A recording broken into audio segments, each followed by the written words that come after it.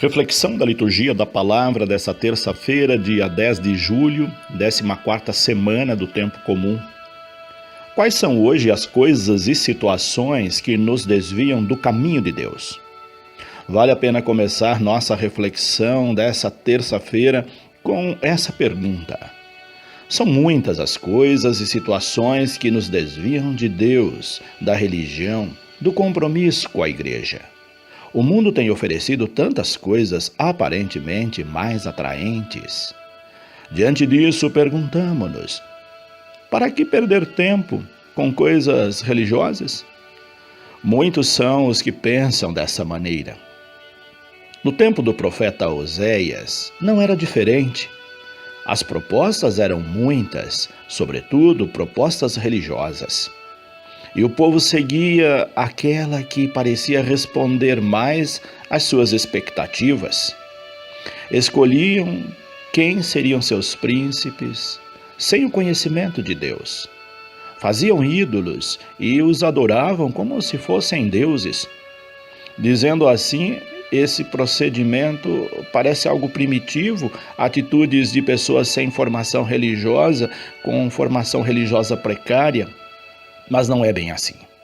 Eram pessoas que tiveram formação, que receberam de Deus por meio dos profetas instruções, mas foram possuídas por demônios que as desviaram do caminho.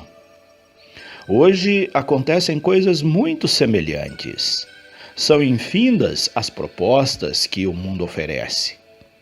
Uma com aparência melhor que a outra. Até propostas religiosas que atendem grupos específicos, como produtos que são fabricados de acordo com o gosto do cliente. A igreja para todos os gostos e opções. Essas igrejas têm seus ídolos e estes arrebanham multidões, seja com shows, espetáculos, milagres, promessas de enriquecimento, de cura ou tantas outras propostas tentadoras. Como viver a proposta de Jesus Cristo diante de tantas outras propostas, sendo que algumas dessas usam o próprio nome de Jesus para vender sua ideia? É preciso ter um olhar mais crítico, com uma fé mais encarnada e coerente com a palavra de Deus. Somente assim será possível distinguir as propostas sérias, verdadeiras, das que não passam de engodo, enganação e meio de exploração da boa-fé das pessoas ingênuas. É preciso reconhecer os demônios travestidos de profetas e expulsá-los, como fez Jesus no Evangelho de hoje, para poder implantar o reino de Deus.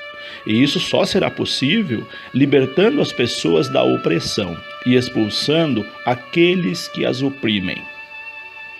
O texto do Evangelho de hoje apresenta algumas situações de opressão que precisam ser combatidas. A primeira delas é representada no homem mudo, possuído pelo demônio. Era um tipo de demônio que emudecia as pessoas. Quais são hoje os demônios que calam as pessoas? Dois desses demônios são muito evidentes.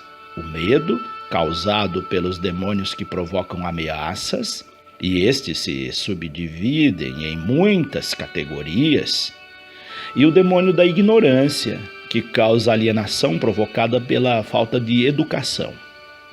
Há muitos outros, porém, todos precisam ser identificados na sua origem e combatidos.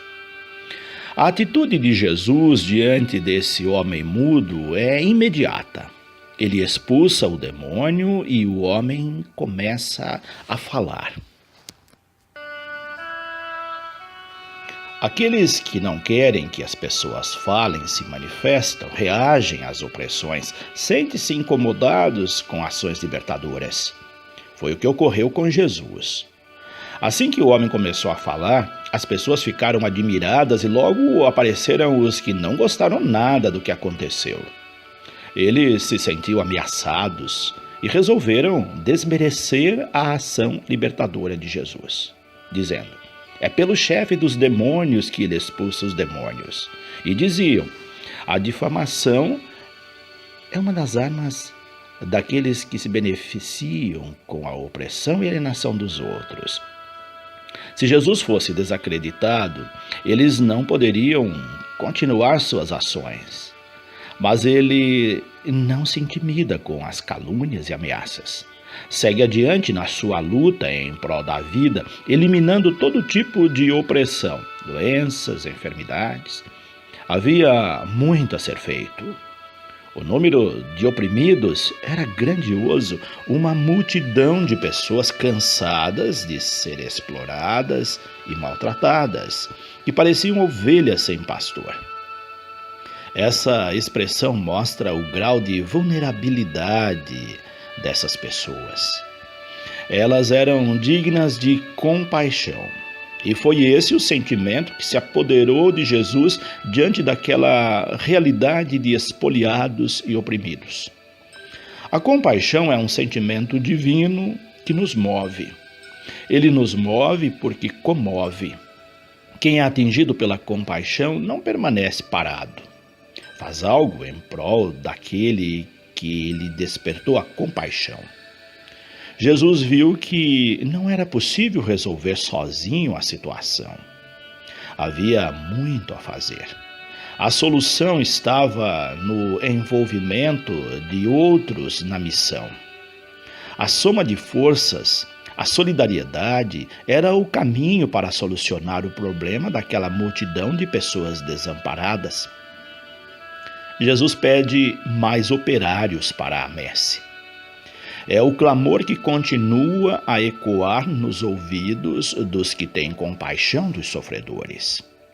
Há muito a fazer, mas ainda são poucos os que se comprometem com a solução dos problemas da humanidade. Que em nossas ações e orações possamos pedir a Deus que envie discípulos missionários para a missão que a Igreja tem assumido em todas as partes do mundo. Que possamos nos comprometer sempre mais na busca de soluções para os problemas que muitos de nossos irmãos enfrentam, principalmente os que foram possuídos pelo demônio da ignorância, da falta de assistência médica, da falta de moradia, dos diversos tipos de exploração. Que, a exemplo de Oséias na primeira leitura, não desistamos dessa luta, mesmo que estejamos cansados e machucados, pois vale a pena continuar, porque Deus está conosco. Deus abençoe a todos. Padre José Carlos Pereira.